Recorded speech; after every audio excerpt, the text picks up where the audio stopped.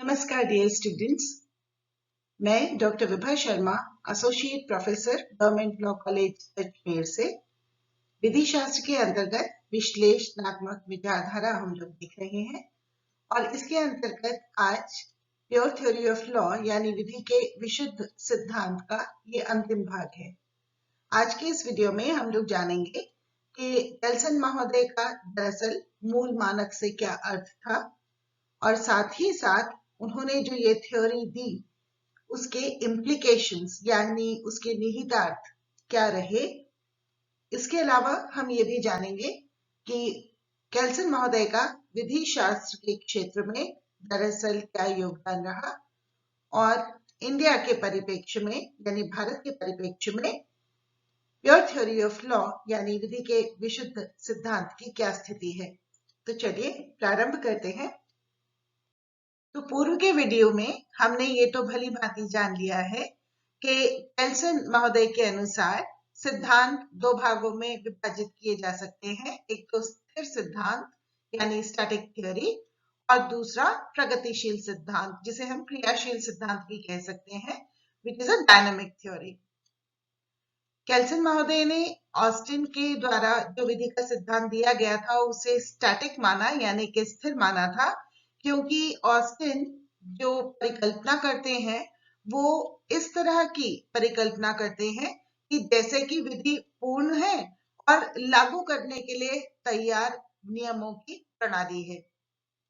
We already know that Austin actually considered law to be complete and a ready system of rules as such which are to be applied. केल्सन महोदय का ये कहना है कि Austin के द्वारा जो विधि का सिद्धांत दिया गया वह स्टैटिक इसलिए है, स्थिर इसलिए है क्योंकि ऑस्टिन महोदय के द्वारा विधि के सृजन की प्रक्रिया पर बिल्कुल भी ध्यान नहीं दिया गया है। According to Kelsen, Austin's theory of law is static because it actually does not pay any attention to the procedure of creation of the law. और इसीलिए ये कहते हैं यानी कि केल्सन महोदय कहते हैं कि इनके द्वारा जो थ्योरी प्रतिपादित की गई वह दरअसल विधि के सृजन की प्रक्रिया के बारे में भी बात करती है। और हम ये बात भी अपने पिछले वीडियो में जान चुके हैं कि केल्सन महोदय के अनुसार नॉर्म्स यानी मानक दो प्रकार के होते हैं, एक तो श्रेष्ठ मानक यानी कि सुपीरियर नॉर्म जिसको ग्रैंड नॉर्म उन्होंने कहा, और दूसरे अवर मानक जिन्हें इंफीरियर नॉर्म्स कहा जाता है। तो अब हम लोग जान लेते हैं कि केल्सन महोदय के अनुसार ये ग्रैंड नॉर्म यानी मूल मानक के क्या मायने हैं। So we already know that Kelson's concept of grand norm is the main point of his pure theory of law. ये तो हम जानते ही हैं कि केल्सन के मूल मानक की संकल्पना उनके शुद्ध विधि के सिद्धांत का मूल बिंदु है। So according to him, all norms in a legal system derive their validity from other norms. केल्सन के अनुसार विधिक व्यवस्था के सारे मानक अपनी वैधता दूसरे मानक से प्राप्त करते हैं, है ना? पिछले वीडियो में जान चुके हैं हम। Whereas the grand norm is the reason of the validity of all the norms related to that legal system. जबकि मूल मानक उस विधिक व्यवस्था से संबंधित सारे मानकों की विधि मान्यता का कारण होता है ना? हायरार्की में हमने देख लिया था ना जो लास्ट स्लाइड थी कि सारे ही जितने भी नॉर्म्स हैं उन सभी को अपनी वैलिडिटी कहाँ से प्राप्त करनी होती है, तो ग्रैंड नॉर्म से, जिसे हमने कॉन्स्टिट्यूशन इत्यादि के रूप में देखा। याद आई ना आपको लास्ट वाली स्लाइड पिछले वीडियो की? And thus it binds the variety of all those norms in one thread, और इसलिए उन मानकों की विविधता को एकता के सूत्र में यह जो मूल मानक है ग्रैंड नॉर्म है वो बांधता है ना? जैसे हम लोग जानते हैं चाहे कॉन्ट्रैक्ट का लॉ हो या फैमिली लॉ हो या फिर पीनल लॉ हो, दंड की विधि हो, ये सारी की सारी विधियां जो हैं, कितनी ही प्रकार की तो विधियां है ना, ट्रस्ट लॉ है, आर्बिट्रेशन का है, we know very many laws, ये सारी की सारी विधियां अपनी वैधता कहाँ से प्राप्त करते हैं? तो गण नॉर्म से, यानी कि मूल मानक से प्राप्त करते हैं, है ना। हमारे यहाँ तो कॉन्स्टिट्यूशन से प्राप्त करते हैं भारत में। तो इसीलिए केल्सन महोदय ने ये कहा है कि ये जो गण नॉर्म है, मूल मानक है, ये उन मानकों की विविधता को, ये बहुत प्रकार के मानक है, नॉर्म्स है, तो इन वैरायटी ऑफ नॉर्म्स को एक सूत्र में बांधता है ना। It binds the variety of all those norms in one thread. So according to Kelsen, the main difference between Grund norm and other norms is that the other norms derive its validity from the Grund norm. इसीलिए केल्सन महोदय क्या कहते हैं कि मूल मानक और अन्य मानक में मुख्य अंतर यह है कि अन्य मानक मूल मानक से अपनी वैधानिकता प्राप्त करते हैं, है ना।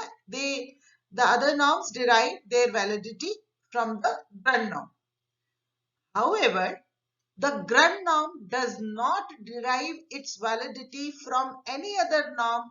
Rather, it in itself is valid.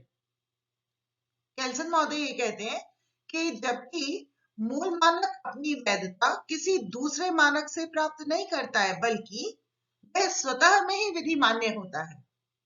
यानी वो कहाँ से आ रहा है, ये जो मूल मानक है, ये अपनी वैधता कहाँ से प्राप्त कर रहा है, इसके बारे में केल्सन महोदय स्पष्ट रूप से कहते हैं कि ये तो अपने आप में ही स्वतः ही विधि मान्य होता है। It does not derive its validity from any other norm. Rather, it in itself is valid. ठीक है ना? So therefore, according to Kelsen, Grund norm is transcendental logical presupposition. केल्सन के अनुसार मूल मानक अनुभवातीत तार्किक पूर्वानुमान है, और इसीलिए हम ये जानते हैं कि केल्सन के अनुसार यह है, यानी कि ग्रंड नॉर्म प्रारंभिक प्रतिस्थापना है। It is the initial hypothesis according to Kelsen. Okay, तो वेरी ऑब्वियसली हम लोगों के लिए ये जानना आवश्यक हो जाता है कि किसी भी विधिक व्यवस्था में मूल मानक कौन सा है। अगर हम केल्सन महोदय के द्वारा प्रतिपादित सिद्धांत को अप्लाई करना चाहें, लागू करना चाहें किसी विधिक व्यवस्था में, तो हमें ये मालूम करना आवश्यक होगा सबसे पहले कि उस विधिक प्रणाली में, उस विधिक व्यवस्था में मूल मानक यानी कि ग्रंड नॉर्म कौन सा है। तो फिर what would be the test of grund norm, मूल मानक की क्या कसौटी है, उसको जान लेते हैं। केल्सन महोदय ने क्या कहा है इसके बारे में। So according to Kelsen, in every legal system there is always a Grund norm, although its forms can be different in different legal systems. उनके अनुसार हर विधिक व्यवस्था में एक मूल मानक होता है, हालांकि इसका विभिन्न विधिक व्यवस्थाओं में भिन्न स्वरूप हो सकता है। जैसे कि उदाहरण है, for example in Britain the Grand norm is crown in the parliament, है ना। उदाहरण पर मूल मानक ब्रिटेन में क्राउन इन द पार्लियामेंट है, जबकि in USA it is the constitution, USA में वह संविधान है ना, ये मूल मानक है। तो केल्सन महोदय दरअसल ये कहते हैं that the Grund norm can be recognized by the effectiveness which it possesses. The Grund norm can be recognized by the minimum effectiveness which it possesses. केल्सन महोदय के अनुसार मूल मानक की पहचान उसके द्वारा धारित न्यूनतम प्रभावकारिता है। इसका सीधा सा अर्थ यह है कि जो मूल मानक है, वो मूल मानक कुछ निश्चित लोगों के द्वारा माना जाएगा, है ना, वो उन पर बंधनकारी होगा, तो उसमें कम से कम कोई प्रभावकारिता यानी इफेक्टिवनेस की प्रकृति है कि लोग उसको मानते हैं, है ना, उसको फॉलो करते हैं। तो ये जो एस्पेक्ट है, ये डिस्टिंग्विशिंग फीचर है किसी भी ग्रंड नॉर्म का या मूल मानक का, अकॉर्डिंग टू केल्सन। तो हम लोग ये तो जान ही चुके हैं कि मूलतः अगर हम देखें तो केल्सन महोदय ने विधि व्यवस्था में मानकों की सोपानिकी की बात की है ना. In a legal system, Kelsen has primarily talked about there being a hierarchy of norms. So when he says that all there is actually the hierarchy of norms, that is a relationship that is established between the grund norm and the other norms, then people have said that there are certain implications of this pure theory. लोगों के अनुसार फिर ऐसा है कि इस शुद्ध सिद्धांत के कोई कुछ निहितार्थ हो जाते हैं. उनके अनुसार केल्सन महोदय जब केवल मानकों की सोपानिकी की ही बात करते हैं और ये कहते हैं कि एक मानक दूसरे मानक से अपनी वैधता प्राप्त करता है, तो फिर technically there is no difference between the law and state. In fact, according to Kelsen, it appears that he is saying that law and state are not two different things. ऐसा लगता है विधि तथा राज्य पृथक नहीं है, यह कहा जा रहा है केल्सन महोदय के अनुसार, क्योंकि उनके अनुसार राज्य जो है ये तो मानव व्यवहार यानी ह्यूमन बिहेवियर और सामाजिक दबाव बनाने की एक व्यवस्था है, और विधि क्या है, तो वह बल समर्थित है जो कि मानव व्यवहार की मानकीय व्यवस्था है ना.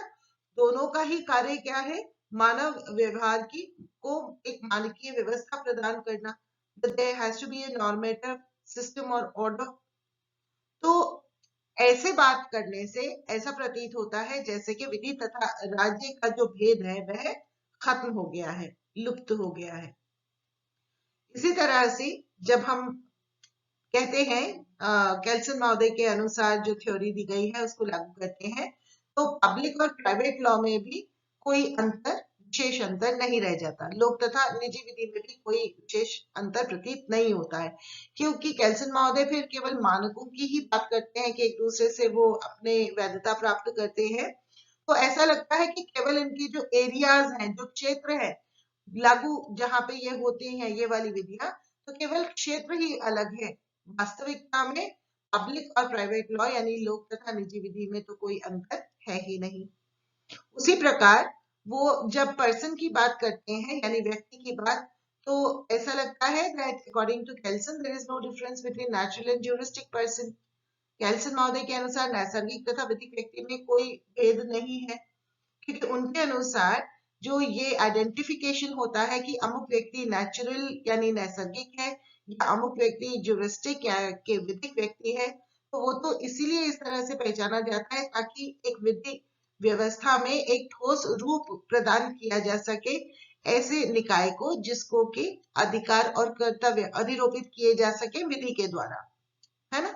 इसके बारे में डिटेल में हम आगे जो वीडियोस हैं, आगे के लेक्चर्स हैं, उसमें डिटेल में बात कर लेंगे. जब हम विधि के अंतर्गत जो कंसेप्ट्स हैं, जो संकल्पनाएं हैं, उनके बारे में जानेंगे, तब हम इसे और विस्तार से जान लेंगे. यहाँ हमें इतना ही जानना पर्याप्त होगा कि विधि के अंतर्गत जो व्यक्ति है वो दो प्रकार के हो सकते हैं. एक नेचुरल जैसे हाड़मास के नैसर्गिक व्यक्ति जैसे हम और आप मनुष्य, और दूसरे ज्यूरिस्टिक यानी विधिक, वो जिनको विधि के दृष्टि में व्यक्ति माना गया है, जैसे कि यूनिवर्सिटी हुई या पोस्ट ऑफिस हुआ, है ना. तो ये जो व्यक्ति हैं, ये केल्सन महोदय के अनुसार दरअसल एक ठोस रूप प्रदान करने के लिए उनको इस तरह से हम देखते हैं. तो actually there is no difference between natural and juristic person as सच.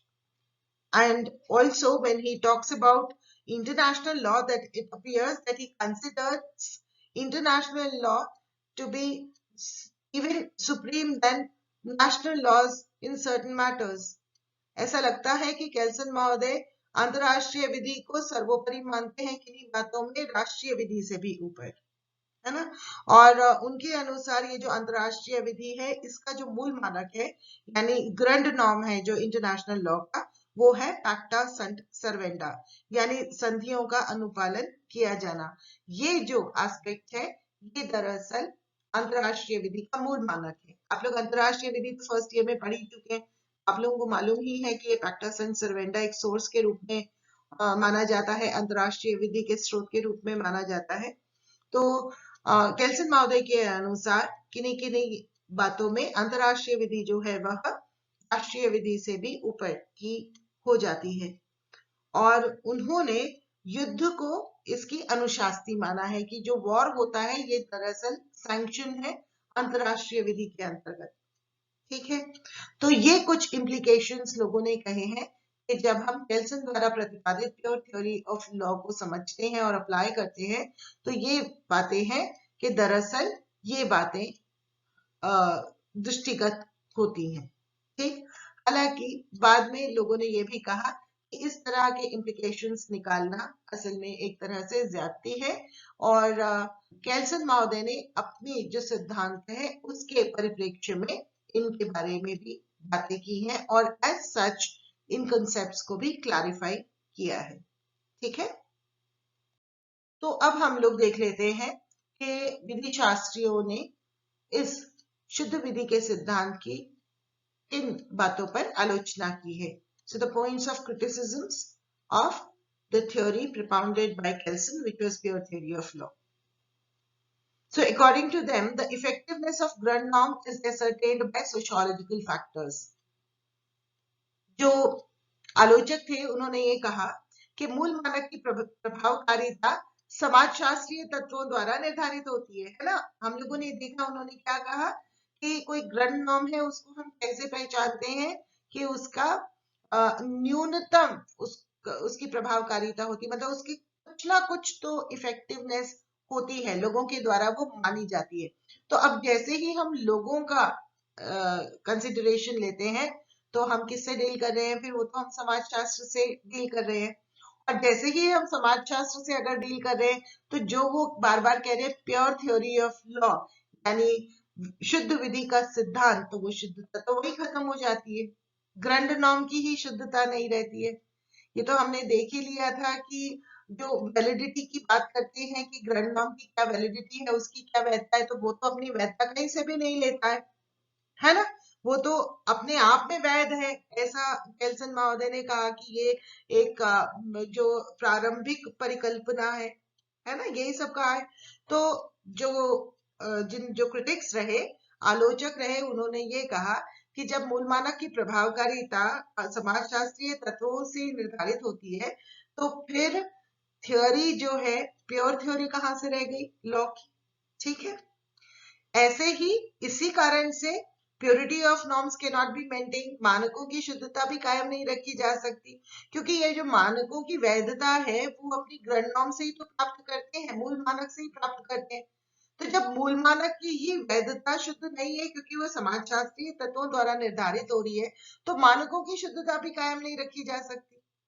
ठीक, फिर कुछ विधि शास्त्रियों ने इस संदर्भ में भी इस सिद्धांत की आलोचना की है कि वो कहते हैं कि इसका कोई व्यावहारिक महत्व नहीं है, there is no practical significance, it is just theory and there is no practical significance of this theory as such. साथ ही साथ लोग कहते हैं कि it actually is an unsuccessful attempt to keep natural law away, प्राकृतिक विधि को दूर रखने का यह एक असफल प्रयास है। क्यों? क्योंकि फिर से वो मूल मानक के बिंदु पे ही जाते हैं और मूल मानक तो प्रारंभिक कल्पना है, परिकल्पना है। तो जैसे ही परिकल्पना या कॉन्सेप्ट की बात कर रहे हैं तो हम किसकी बात कर रहे हैं, दरअसल शायद प्राकृतिक विधि की तरफ उसको इंगित कर रहे हैं। हालांकि केल्सन महोदय ने पुरजोर तरीके से कहा कि ये जो ग्रंथ नाम है ये कोई प्राकृतिक विधि से प्राप्त नहीं हो रहा है, लेकिन कहीं ना कहीं जब हम परिकल्पना की बात करते हैं, जब कहते हैं कि ये कल्पना करें हम, तो उसमें प्राकृतिक विधि कहीं ना कहीं से तो एंटर हो ही जाती है, उसका प्रवेश हो ही जाता है। तो ज्यूरिस्ट्स का ये मानना है कि ये दरअसल प्राकृतिक विधि को दूर रखने का एक असफल प्रयास रहा है। और international law is the weakest point, जो अंतरराष्ट्रीय विधि को उन्होंने एक तरह से श्रेष्ठ विधि माना है, ये उनकी थ्योरी का सबसे कमजोर बिंदु माना गया है।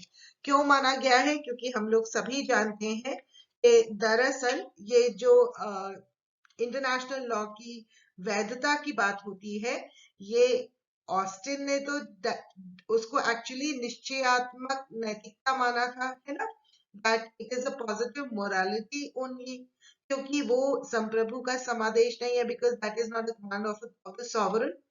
जबकि केल्सन ने मानकीय व्यवस्था में अंतरराष्ट्रीय विधि को मूल मानक और अनुशासनी सहित विधि माना है। उन्होंने कहा है ना, ग्रैंड नॉर्म तो पैक्स एंड सर्वेंटा है, और जो अनुशासनी है, जो सैंक्शन है, वो युद्ध है। तो ये सबसे ज्यादा लोग कहते हैं कि ये वीक पॉइंट रहा है, क्योंकि इंटरनेशनल लॉ को उस तरह से इम्पोज नहीं किया जा सकता है, उस तरह से लागू या अप्लाई नहीं किया जा सकता है जिस तरीके से म्युनिसिपल लॉ को, है ना। ये तो फर्स्ट ईयर में हम समझ ही चुके हैं। और फिर आखिर में ये भी एक पॉइंट कहते हैं ड्यूरिस, that the ascertainment of minimum effectiveness of the grand norm is not clear. कि केल्सन महोदय ने मूल मानक की न्यूनतम प्रभावकारिता का क्या आधार है, उसका निर्धारण किस प्रकार से होगा, ये स्पष्ट नहीं किया है। Minimum effectiveness of the grand norm कहकर के छोड़ दिया है, लेकिन ये किस तरह से निर्धारित होगा इस बात को स्पष्ट नहीं किया है।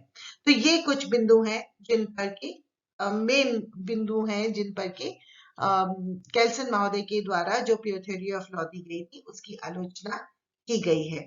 ठीक है, तो और भी बिंदु हैं, but these are the main aspects. Okay, so now we will find out the contribution that was made by Kelsen in jurisprudence.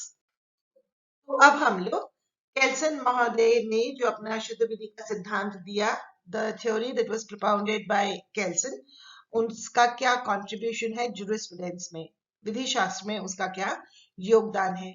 तो जब हम ये देखते हैं तो हम पाते हैं that Kelsen has made an original, striking and greatly valuable contribution to jurisprudence. Kelsen ने विधि शास्त्र को एक मौलिक, ध्यान आकर्षित करने वाली तथा मूल्यवान योगदान दिया है। कैसे? He has considerably influenced the modern legal thought. उन्होंने आधुनिक विधिक विचार को काफी प्रभावित किया है ना। किस तरह से? हम लोग तुरंत जैसे ही हमने कॉन्स्टिट्यूशन और उसके अंतर्गत जितनी भी जैसे विधियां बनी हुई हैं उसकी हायरार्की को जैसे देखा तो तुरंत से हमें समझ में आ गया कि हाँ, इसमें ये तो मूल मानक है और ये बाकी के सारे मानक हैं जो अपनी एक दूसरे से वैधता भी प्राप्त करते हैं और संविधान से भी वैधता प्राप्त करते हैं, isn't it? तो आधुनिक विधिक विचार जो है वो प्रभावित हो गया है ना। Then we find that he analyzed the legal order in a most convincing way. उन्होंने विधिक व्यवस्था का विश्लेषण बहुत विश्वसनीय तरह से किया है। क्योंकि हम लोग लॉ पढ़ रहे हैं तो हम लोग ये तो जान ही रहे हैं ना कि जब इनकी हम ये थ्योरी पढ़ लेते हैं, समझ लेते हैं, तो हमें ये समझ में आ जाता है कि इन्होंने जो लीगल ऑर्डर बताया है वो वास्तविकता में ऐसा लगता है कि वो उसी तरह का है, isn't it? और जहां तक प्रैक्टिकल वैल्यू की बात है तो कई लोगों ने कहा है the practical value of the theory for a lawyer is that at least it clears the mind. इस सिद्धांत का व्यवहारिक मूल्य यह है कि यह कम से कम एक अधिवक्ता के मस्तिष्क को स्पष्टता प्रदान करती है। इस तरह से हम सभी लॉ पढ़ रहे हैं, थर्ड ईयर पास करते ही हम तो अधिवक्ता बन जाएंगे, तो हमारे मस्तिष्क को स्पष्टता किस प्रकार से मिलेगी? जैसे ही हमारे पास कोई केस आता है और हम उसके फैक्ट्स देखते हैं तो सबसे पहले हम क्या देखते हैं कि अच्छा, ये कार्य अगर किया गया है तो ये वैध है या नहीं है, किस नियम के अंतर्गत किया गया है, वो नियम अपने आप में वैध है या नहीं है, उसकी कॉन्स्टिट्यूशनल वैलिडिटी क्या है ना।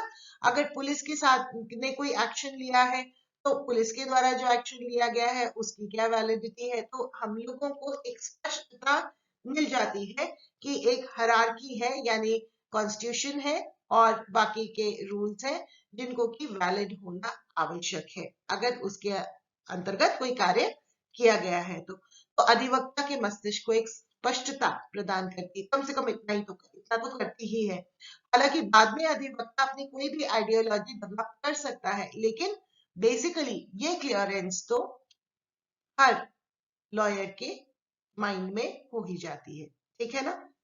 तो अब हम जान लेते हैं कि भारत में केल्सन के मूल मानक की क्या स्थिति है।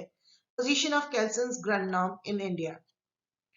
तो government of Andhra Pradesh versus P Lakshmi Devi के केस में ऑनरेबल सुप्रीम कोर्ट ने 2008 में कहा है that constitution is the grand norm. संविधान मूल मानक है and the normative hierarchy is 1, 2, 3, 4 और मानकीय श्रेणीबद्धता इस प्रकार से है। देख लेते हैं कैसे। तो सबसे पहले कॉन्स्टिट्यूशन ऑफ इंडिया यानी भारत का संविधान वो तो ग्रंथ नॉर्म है ही, मूल मानक है ही। उसके बाद में स्टैट्यूट इनेक्टेड बाय पार्लियामेंट और स्टेट लेजिस्लेचर्स, है ना, सांविधिक विधि जो संसद या राज्य विधायिका द्वारा निर्मित है। ये सारे लोग, ये सारा का सारा जो है, ये पूरा अपनी वैधता कहाँ से प्राप्त करते हैं? तो संविधान से ही प्राप्त करते हैं, उसी के कारण ये संविधि बनाते हैं। देन delegated legislation, प्रत्यायोजित विधान, which are made under the statute in the form of rules and regulations, जो संविधि के अंतर्गत नियम या विनियम के रूप में निर्मित होते हैं, करेक्ट।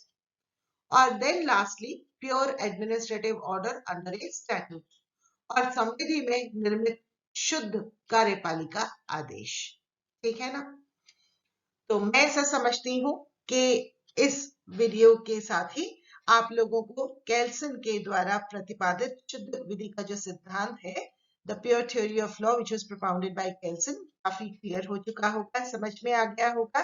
अगर इसके संबंध में कोई भी डाउट हो, कोई क्लैरिफिकेशन चाहिए हो, तो वो तो आपको मालूम ही है कि आप बात कर सकते हैं, पूछ सकते हैं, संपर्क कर सकते हैं, isn't it? तो अपना खूब ध्यान रखिएगा, और कोई भी बात पूछनी हो तो आप इस संबंध में मेरे से बात कर सकते हैं, संपर्क कर सकते हैं। अपना खूब ध्यान रखिएगा, एग्जाम्स की बहुत अच्छे से तैयारी रखिएगा। All the very best to all of you. God bless you all. Thank you.